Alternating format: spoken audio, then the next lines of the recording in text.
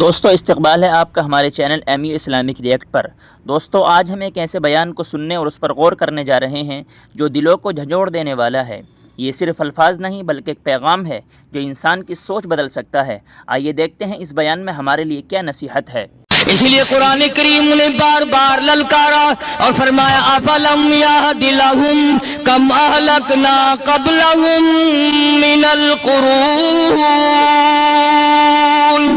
اکڑنے والوں، بدماشی کرنے والوں، بغیرت کمیلوں، بعد آؤ جب میرا قہر جوش میں آئے گا، پھر ایک دو کو نہیں، پھر بستی کی بستی، ملک کے ملک اجاڑ کے رکھ دوں گا۔ جمعے کا دن قیامت کی نشانی ہے۔ قیامت کا دن جس دن قائم ہوگا جمعہ ہی ہوگا۔ آج جمعہ تفریح کا دن ہے، آج جمعہ جوئے کا دن ہے، آج جمعہ شراب پینے کا دن ہے، آج جمعہ کھیل تماشا بے حیائی بدماشی کا دن لوگوں نے بنا لیا۔ ایک ہمارا ماحول ہے، آپ ذرا توجہ فرمائیں۔ جمعے کے دن فلموں میں رش ہے، جمعے کے دن سینما کے ٹکٹ کا رش ہے، جمعے کے دن VCR بہت زیادہ چلتے ہیں، جمعے کے دن ٹیلی ویژن پہ بڑا رش ہوتا ہے، جمعے کے دن بدماشی ہے، جوا ہے، بے حیائی، زیادہ سے زیادہ بے حیائی جمعے کے دن ہوتی ہے۔ حالانکہ حضور کریم صلی اللہ علیہ وسلم نے فرمایا جمعے کے دن ایک گھڑی ایسی آتی ہے جو مانگو وہی ملتا ہے، جس حال میں کچھ کوئی مشغول ہوگا وہی اس کی زندگی کا مستقل ذریعہ بن جائے گا۔ کون سمجھائے تمہیں؟ کس کے اندر طاقت اور جرت ہے کہ قوم کے دھارا پھیر سکے اور قوم کے رخ کو پھیر سکے؟ کون پھیر سکتا ہے؟ اس لیے قرآن کریم نے بار بار للکارا اور فرمایا افلم یہد لہم کم اہلکنا قبلہم من القرون، اکڑنے والوں، بدماشی کرنے والوں، بغیرت کمیلوں، بعد آؤ جب میرا قہر جوش میں آئے گا، پھر ایک دو کو نہیں، پھر بستی کی بستی، ملک کے ملک اجاڑ کے رکھ دوں گا۔ افلم یہد لہم کم اہلکنا قبلہم من القرون،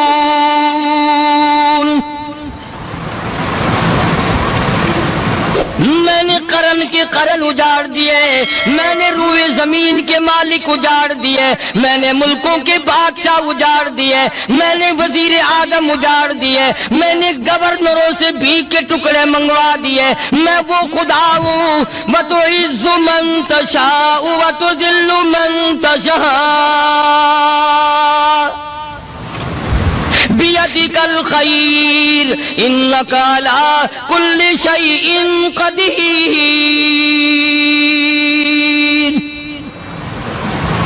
سارا نظام میرے ہاتھ میں ہے۔ تبارک الذی بیدہ الملک، برکتیں میرے پاس ہے، رحمت میرے پاس ہے، خیر میرے پاس ہے، بھلائی میرے پاس ہے، سلامتی کے خزانے میرے پاس ہے، امن کے خزانے میرے پاس ہے۔ وہو علی بیدہ الملک، ملک میں راج میرا، وہو علی کل شیء قدیر، ذرے ذرے پہ قبضہ میرا، پتے پتے پہ قبضہ میرا، پہاڑ کی ایک ایک کنکر پہ قبضہ میرا، سمندر کے قطرے قطرے پہ قبضہ میرا۔ تو ہوتا کون آکڑ کرنے والا؟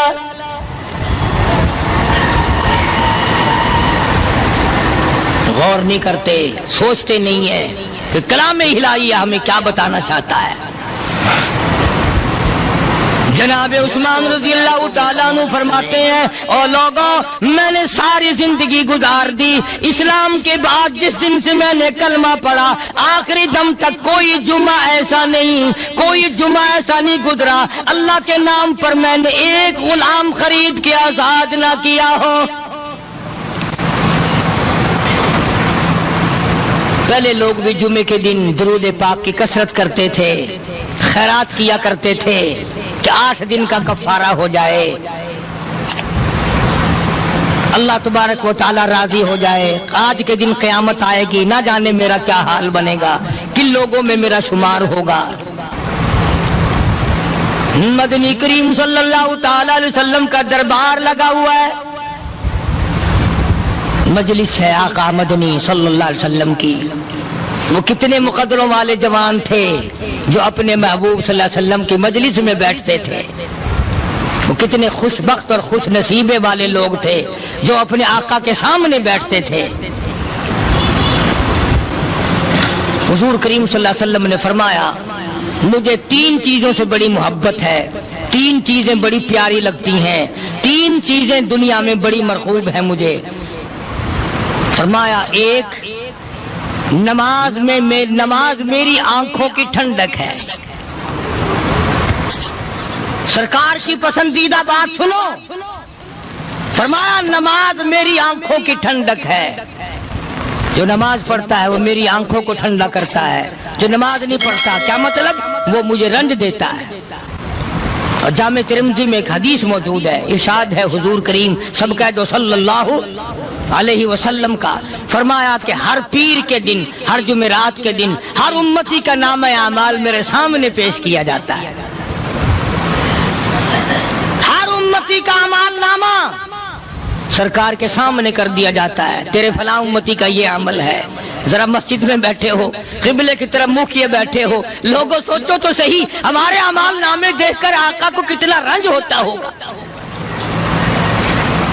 ہمارے کردار دیکھ کر، ہماری روح سیاہی کو دیکھ کر آقا کو کتنا رنج پہنچتا ہوگا صلی اللہ علیہ وسلم۔ ارے ہم نے حضور کی ذات اقدس کو رنج پہنچایا، پریشانی پہنچائی، تکلیف پہنچائی، پرواہ نہیں کرتے نمازوں کی، نوجوان بھی بوڑھے بھی حج کر کے بھی نماز پڑھتے لوگ، اور اب تو ویسے بھی دانا بینا لوگ ہیں۔ تو آپ نے ارشاد فرمایا کہ میری آنکھوں کی ٹھنڈک نماز میں ہے۔ 3 چیزیں مجھے پیاری ہیں پوری دنیا میں، 3 چیزیں پسندیدہ ہیں میری۔ سب سے پہلی فرمایا نماز میری آنکھوں کی ٹھنڈک ہے، قرۃ عینی فی الصلاۃ او کما قال النبی صلی اللہ علیہ وسلم۔ فرمایا جس آدمی، جس امتی کا یہ دل کرے کہ میں نبی کی آنکھ ٹھنڈی ہو، اسے چاہیے کہ نماز پابندی سے پڑھے۔ دوسرا فرمایا وفادار عورت مجھے بڑی پسند ہے۔ حضور کریم صلی اللہ علیہ وسلم نے فرمایا وفادار عورت، ہائے ہائے ہماری ماؤں سے زیادہ وفادار کون ہوں گی؟ جناب عائشہ صدیقہ رضی اللہ تعالیٰ عنہ فرماتی ہیں کالی کملی والے کے گھر میں 3 مہینے چولہے میں آگ نہیں جلتی تھی۔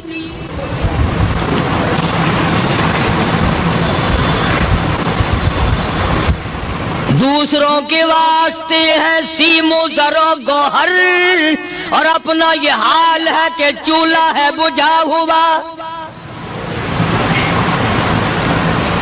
جناب عائشہ صدیقہ رضی اللہ تعالیٰ عنہ فرماتی ہیں ہمیں 24 گھنٹے میں 1 پانی کا پیالہ اور 1 کھجور کا دانہ ملا کرتا تھا۔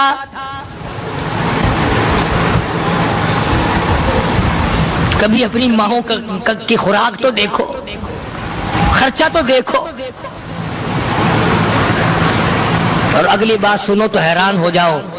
جناب عائشہ صدیقہ رضی اللہ تعالیٰ عنہ فرماتی ہیں اس پیالے اور کھجور کی قدر بھی تب ہوئی جب وہ بھی نہ ملی۔ پیسوں کو برباد کرنے والوں، بے قدری کرنے والوں، ذرا سوچو تو صحیح کہ کیا گھر ہے محمد عربی سب کہہ دو صلی اللہ علیہ وسلم کا۔ اسی گھر سے خیر و برکت ملی صحابہ کرام کو، لیکن دنیا نہ تھی، بلڈنگ نہ تھی، کوٹھی نہ تھی، بنگلہ نہ تھا، چہل پہل نہ تھی۔ اچھا ایک بات اور آج یاد کر کے لے جاؤ، یہ تو مجبوری ہوئی نا، یہ تو ایک مجبوری ہوئی، پریشانی ہوئی، محتاجی ہوئی کہ پانی کا 1 پیالہ اور 1 کھجور کا دانہ ملتا تھا۔ اور اگلی بات سنو تو حیران ہو جاؤ، مجبوری اور چیز ہے، اختیار سے کرنا اور چیز ہے۔ جناب فاروق اعظم رضی اللہ تعالیٰ عنہ کی حکومت ہے، عائشہ صدیقہ رضی اللہ تعالیٰ عنہ سال کا خرچہ 12,000 روپیہ بوری میں بھر کر حضرت عمر نے حضرت عائشہ کے گھر پہنچا دیا، لو تمہارا یہ سال کا خرچہ آ گیا۔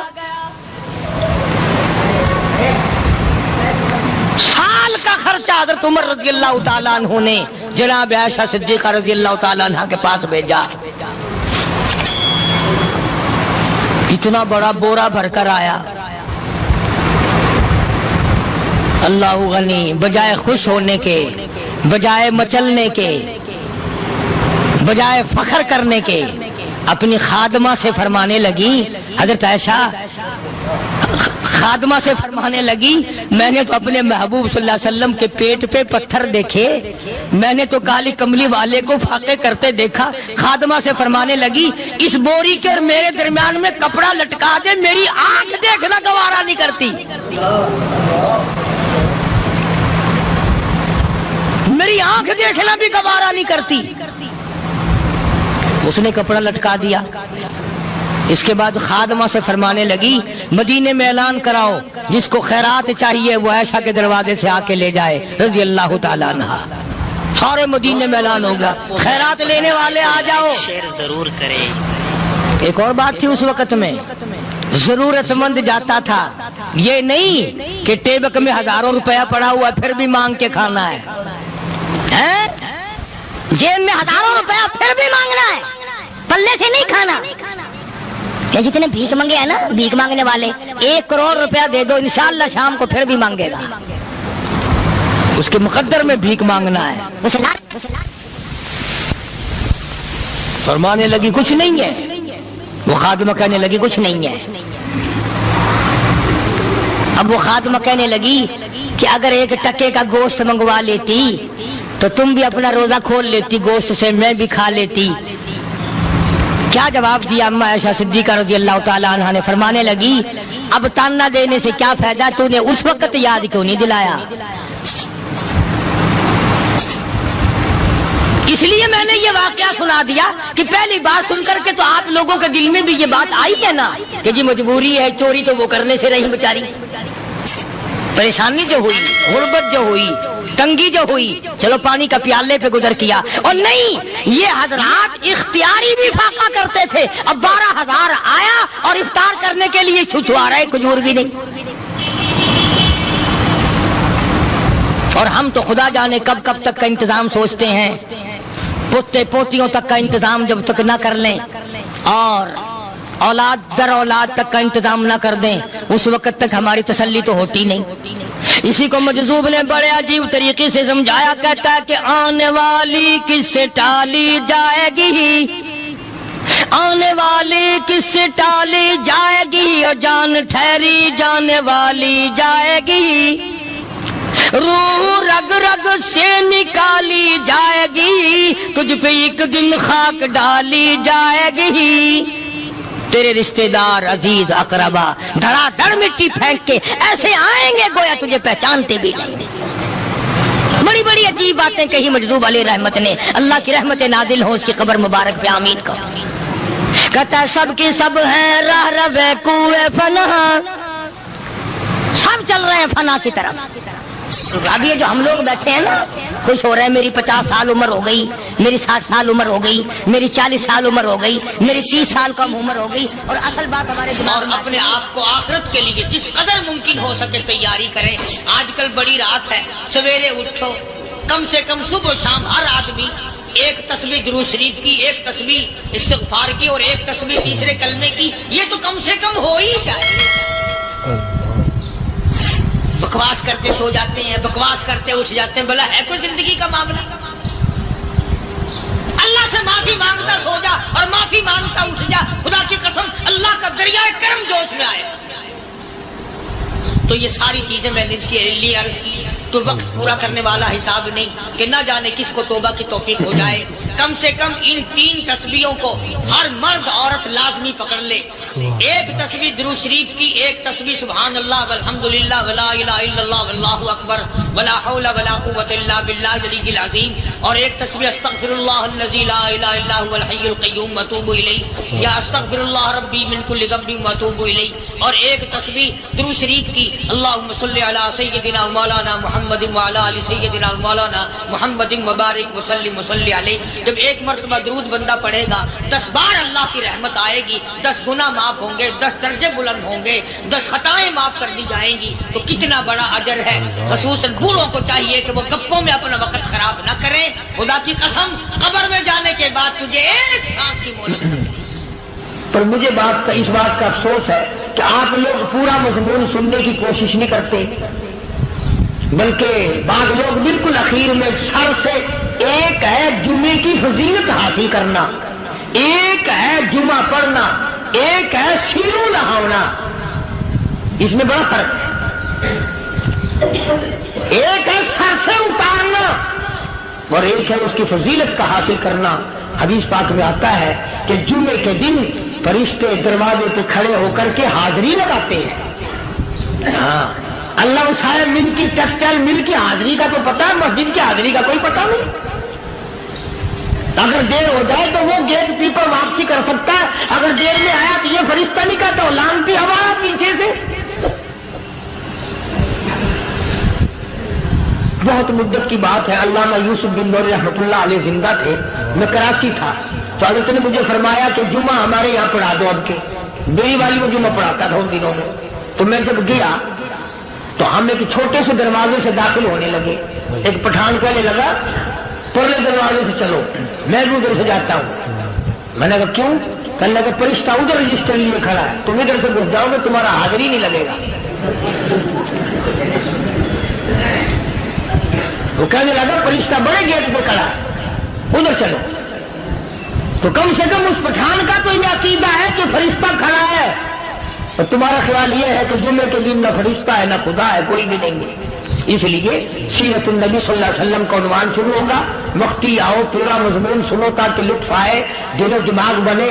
اور عقیدہ میں نے تمہیں بتا دیا، لا الہ الا اللہ، خدا کے سوا الہ کوئی نہیں، مشکل کشا کوئی نہیں، پیدا کرنے والا کوئی نہیں، فصل میں، دکان میں، کارخانے میں اس کے سوا برکت دینے والا کوئی نہیں. اور یہ بات بتائی کس نے؟ محمد الرسول اللہ صلی اللہ علیہ وسلم. ہمارے نبی حضرت محمد الرسول اللہ صلی اللہ علیہ وسلم نے ہمیں یہ بات بتائی. خدا کے بعد خدا کوئی نہیں، مصطفیٰ کے بعد نبی کوئی نہیں. حضور صلی اللہ علیہ وسلم کے بعد کوئی کسی قسم کا جو نبوت کا دعویٰ کرے وہ کافر ہے، دجال ہے، بے ایمان ہے، وہ خنزیر سے بدتر ہے جو میرے آقا کے ختم نبوت کے تاج کو ہاتھ لگائے گا. فرمایا لہم قلوب لا یفقہون بہا. اللہ پاک جل شانہ فرماتے ہیں جس کا دل قرآن کریم سمجھنے کا عادی نہیں. لہم قلوب لا یفقہون بہا، جس کا دل قرآن سمجھنے کے لیے تیار نہیں. وَلَهُمْ أَعْيُنٌ لَا يُبْصِرُونَ بِهَا، جس کا کان اللہ کا قرآن سننے کے لیے تیار نہیں.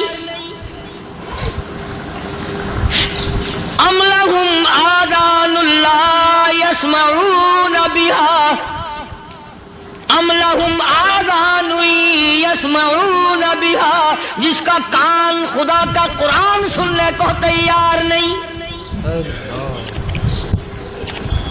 خدائی فیصلہ سنو، اللہ کے قرآن کا فیصلہ سنو، اللہ کے کلام کا فیصلہ سنو. جس کا کان میرا کلام سننے کے لیے تیار نہیں، جس کو میرا قرآن سن کے مزہ نہیں آتا، جس کو میرا کلام سن کے حلاوت نہیں آتی، جس کو میرا کلام سن کے لذت نہیں آتی، جس کی روح تازی نہیں ہوتی، جس کو لطف نہیں آتا، جس کو کیف نہیں آتا، جس کو سرور نہیں آتا، جو میرا قرآن سننے کو تیار نہیں، جو میرا قرآن آنکھوں سے دیکھنے کو تیار نہیں، جو میرا قرآن سننے سمجھنے کے لیے تیار نہیں. آؤ پھر خدائی فیصلہ سنو. فرمایا اولئک کالانعام.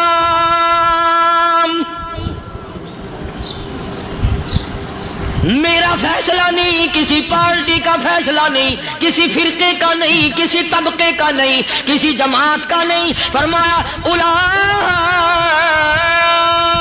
الانعام. پیدا کرنے والا مالک و خالق کہتا ہے مجھے اپنی کبریائی کی قسم یہ سارے جانور ہیں.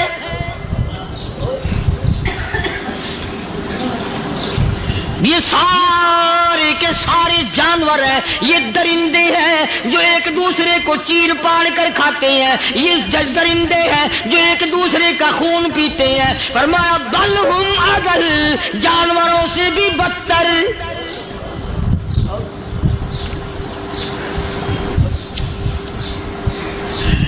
جس کے دل میں قرآن سن کر ترس نہیں، جس دل میں رحم نہیں، اپنے سے کمزور دیکھ کر جس کے دل میں شفقت نہیں، مہربانی کا مادہ نہیں، فرمایا وہ کوئی بندہ ہے، وہ تو جانور ہے۔ اور خدا قسم میں آ گیا، فرمایا بل ہم اضل، اس سے بھی بدتر۔ اللہ والے جو ہیں وہ ان خصلتوں کو دور کراتے ہیں، اور وہ آدمی کے مزاج اور دل میں سے ایسی چیزیں نکالتے ہیں جو اس کی بربادی کا ذریعہ بنتا ہے۔ دل کی بیماریوں کا کسی کو فکر نہیں، بخار ہو جائے آپ چڑھ جائے آپ کو پتہ چل جاتا ہے، نزلہ ہو جائے آپ کو پتہ چل جاتا ہے، کھانسی ہو جائے پتہ چل جاتا ہے، دل کی بیماریوں کا کیا پتہ چلے؟ صحابہ کرام رضوان اللہ تعالی علیہ مجمعین کی جماعت کے اللہ پاک کے محبوب حضرت محمد الرسول اللہ صلی اللہ تعالی علیہ وسلم نے دلوں کی صفائی کی۔ پہلے لوگ جھونپڑیوں میں کچے کوٹھوں میں رہتے تھے، نہ اتنی صفائی تھی نہ اتنی ترقی تھی۔ آج برتنوں کی صفائی دیکھو، کپڑوں کی صفائی دیکھو، مکان کی صفائی دیکھو، رات دن بس اسی دھندے میں لگے ہوئے، سارا دن برتن دھونے سے فرصت نہیں، سارا دن کپڑوں کے بناؤ اور سوار میں فرصت نہیں۔ تو اللہ والے ایسے موقع پر بڑی عجیب بات کہتے ہیں، وہی مجذوب ہے، مجذوب علی رحمت کہتے ہیں بظاہر تو ہر شے میں بے حد صفائی، بظاہر تو ہر شے میں بے حد صفائی، مگر دل میں ہے گندگی انتہائی۔ بظاہر تو ہر شے میں چہرے کی صفائی، بدن کی صفائی، نہ جانے کتنی قسم کا صابن ہے، نہ جانے کتنی قسم کے پاؤڈر ہے، نہ جانے کتنی قسم کے شیمپو ہیں، نہ جانے کتنی قسم کے کپڑے ہیں، کیا چال ڈھال ہے، کیا نئے نئے ڈیزائن ہے۔ مجذوب کہتا سب کچھ دیکھ لیا، بظاہر تو ہر شے میں بے حد صفائی، مگر دل میں ہے گندگی انتہائی۔ جس یار کی بیٹھک میں بیٹھ کے کھانا کھایا، جس رشتہ دار کی بیٹھک میں بیٹھ کے کھانا کھایا، اسی کی بہن کو دیکھ کر آبرو پہ ڈاکہ ڈالنے کا پروگرام ہے۔ جس دوست کے گھر میں بیٹھ کے کھانا کھایا، اسی دوست کی بیوی کی عزت لوٹنے کا پروگرام ہے۔ پرانے زمانے میں اب بھی دلی جیسے شہر میں اگر دعوت کی جاتی ہے تو وہاں ایک تشتری میں نمک آتا ہے سب سے پہلے۔ عام میں بھی دستور تھا پرانے زمانے میں، اگر کوئی دعوت کرتا، کوئی تقریب کرتا، سب سے پہلے نمک آتا تھا۔ ایک ایک انگلی ہر شخص نمک چاٹتا تھا۔ کیا مطلب؟ جس نے نمک چاٹ لیا اب وہ نمک حرامی نہیں بنے گا۔ اس گھر میں چوری کرنا، اس گھر کی آبرو کا غلط تصور لانا، اس گھر کے مال میں خیانت کرنا وہ حرام سمجھتا تھا جس گھر کا میں نے نمک چکھ لیا۔ اور مسلمانوں کی بات نہیں، ہندوؤں کی بھی یہ باتیں تھی۔ مولانا محمد علی صاحب جلندری سب قید رحمت اللہ علیہ فرمایا کرتے تھے کہ ایک سکھ تھا بہت بڑا ڈاکو، مسلمان اور ہندو مل کر اس کو ساتھ ملا کر کے لے گئے کہ یہاں اس گاؤں میں اس پنڈ میں ڈاکہ ڈالے۔ سفر کر کے گئے، تکلیف اٹھا کے گئے۔ اس سکھ ڈاکو نے پوچھ لیا کہ یہ کون سا گاؤں ہے کہ یہ فلانا ہے۔ اچھا سارے کے سارے یہ تلاش کرو، یہ سوچ بچار کرو، اپنے پنڈ کی، اپنے علاقے کی، کسی مسلمان کی، کسی ہندو کی، کسی سکھ کی، کسی چوڑے چمار کی اس گاؤں میں لڑکی تو نہیں؟ ہمارے یہاں سے کوئی لڑکی تو شادی ہو کے یہاں نہیں آئی ہوئی؟ ان ساروں میں سے کہنے لگا کہ ہمارے بھنگی کی لڑکی جمادار کی یہاں آئی ہوئی ہے۔ کہنے لگا واپس چلو، بیٹی بیٹی ہے، چاہے بھنگی کی ہو یا نواب کی ہو۔ ارے کل بیٹی کا ڈولا دیا تھا کہ ڈاکہ ڈالیں گے، شرم نہیں آئے گی؟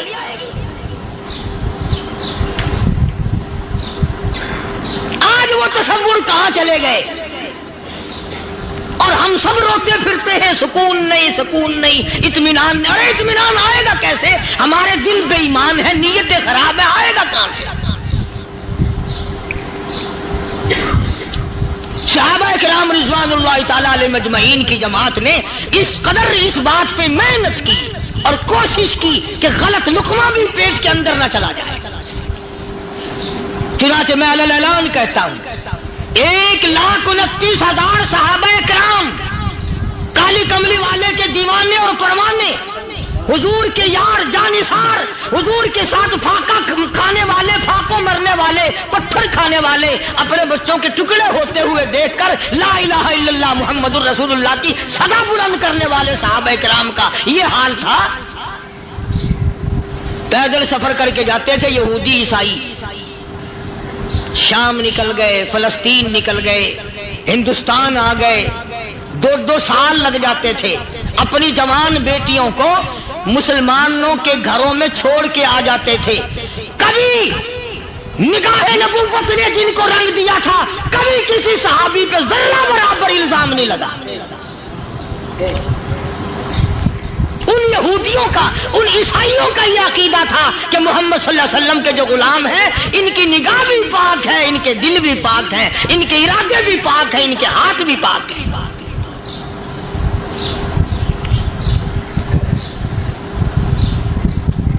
مصر کے گورنر نے, مصر کے جنرل کرنل نے خط لکھا سیدنا فاروق اعظم رضی اللہ تعالی عنہ کی خدمت میں. دور خلافت ہے حضرت فاروق اعظم کا.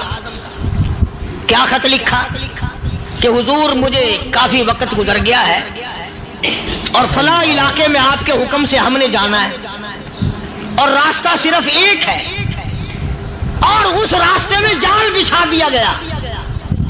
اب مجھے مشورہ دیں میں کیا کروں, حکم دیں مجھے.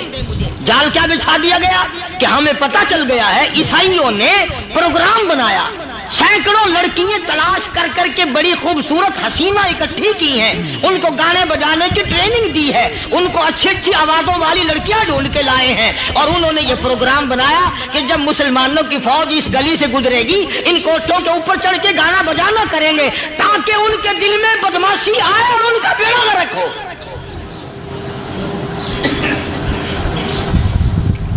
کبھی کافر کا یہ عقیدہ تھا کہ مسلمان کا دل بگڑا تو یہ گیا, اس کی نیت میں خرابی آئی اور یہ تباہ ہوا. جناب فاروق اعظم رضی اللہ تعالیٰ عنہ نے اسے یہ خط نے لکھا کہ تو قرآن پڑھا کر, تو نفل پڑھا کر. امیر المومنین خلیفۃ المسلمین سیدنا فاروق اعظم رضی اللہ تعالیٰ عنہ نے اپنے جنرل کرنل کو خط لکھا کہ اس میں لمبی چوڑی فکر کی کوئی بات نہیں, اس میں کوئی پریشانی والی بات نہیں, کوئی سوچ و بچار والی بات نہیں. سارے تیری فوج میں, تیری کمان میں مسلمان ہیں, سب کو اکٹھا کر لے, ساروں کو اکٹھا کر کے قرآن کریم کے سورت نور کی 2 آیتیں سنا دے.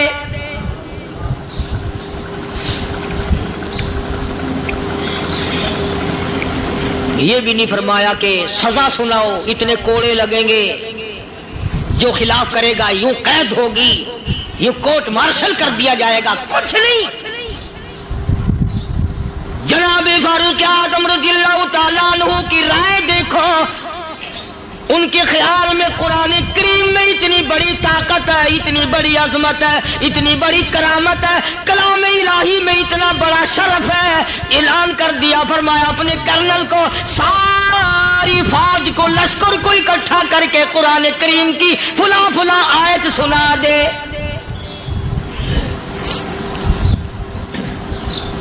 اور اس کے بعد بے دھڑک فوج کو, لشکر کو اسی راستے سے گزار کے لے جا, بے دھڑک لے جا. ہائے کبھی قرآن کی 2 آیتوں سے کام بن جاتا تھا, اب سارے قرآن سے میرا تیرا کام نہیں بنتا. قصور قرآن کا نہیں ہے, یہ میرا تیرا ہے. یہ تو اتنی وفادار کلام ہے, اتنی پاک کلام ہے, خدا کی قسم ہزاروں رجسٹروں کے گتے, हजारों चाय के डब्बे, हजारों मिठाई के डब्बे, लाखों करोड़ों दवाइयों के डब्बे गंदे नालों पे, कूड़ियों पे, रूड़ियों पे पड़े हैं। और जिस गत्ते ने कुरान के साथ यारी लगा ली, खुदा की कसम कोई आदमी बगैर वुजू उस गत्ते को भी हाथ नहीं लगा सकता। हजारों नहीं लाखों कपड़े मार्केट में पड़े, पर जिस कपड़े ने कुरान से यारी लगा ली, जो कपड़ा जुस्दान बनकर कुरान पे चढ़ गया, लोग उसको भी चूमते हैं और चूमना चाहिए। यारो कपड़े ने कुरान से यारी लगाई तो कपड़ा अजमत वाला बन गया, गत्ते ने यारी लगा ली तो गत्ता बन गया। हजारों किस्म के कागजात रोजाना जलील होते फिरते हैं। जिस कागज पे कुरान लिखा गया वो अजमत पा गया, जिस स्याही से कुरान लिखा गया वो स्याही अजमत वाली बन गई। अरे अगर मुसलमान कुरान को अपने अंदर पैदा कर ले, उसकी अजमत को बसा ले, उसको अपना लाहे अमल बना ले, उसको अपने सर पे रख ले, तो क्या ये बंदा कुरान के साथ वफादारी करे तो कुरान क्या ख्याल है, कुरान बेवफाई कर देगा? यकीन नहीं, यकीन असल बात एतकाद की है। यकीन का तो यह आलम बना हुआ है कि अगर कोई चोरी का मामला हो जाए और किसी पर शुभ हो, अगर उसे कहो कि कुरान उठा दे तो देर नहीं लगाएगा। और अगर कहे कि फलानी खानगाह का कुंडा मार दे, तो ये काम मैं नहीं करता। खानगाह के कुंडे पे ईमान है, कुरान पे ईमान नहीं।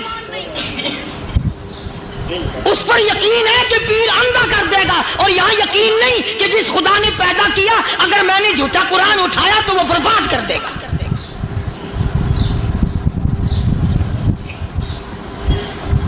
अजीब अजीब लोग। चुनाचे मिस्र के कर्नल ने, मिस्र के जर्नल ने सारी फौज को इकट्ठा कर लिया। उसने भी ये बात तो नहीं कही कि फारूक आजम को दोबारा खत लिखता कि हजरत ये तो 2 आयतें आपने लिखी, ये तो सारा कुरान रोज पढ़ते हैं, पर बनेगा क्या? जैसे फारूक आजम का यकीन था, फारूक आजम की फौज के कर्नल का भी यकीन है, फारूक आजम के फौज के जनरल का भी यकीन है। उसने सारी फौज को इकट्ठा किया, लश्कर को जमा किया, और उसके बाद कहने लगा कुल्लिल मुमिनीन यगुद्दू मिन अबसारिकुम व यहफज़ू फुरूजहुम ज़ालिका अज़का लहुम इन्नल्लाह खबीरुम बिमा यस्नऊन। ओ लोगों, खुदा तुम्हें कहता है अपनी आंखों की हिफाजत करो। अगर तुम्हारी नजरें गलत जगह पड़ी, अपनी इज्जत की हिफाजत करो, अपनी आबरू की हिफाजत करो। अगर गलत नजरें पड़ी, गलत इस्तेमाल हुई, इन्नल्लाह खबीरुम बिमा यस्नऊन।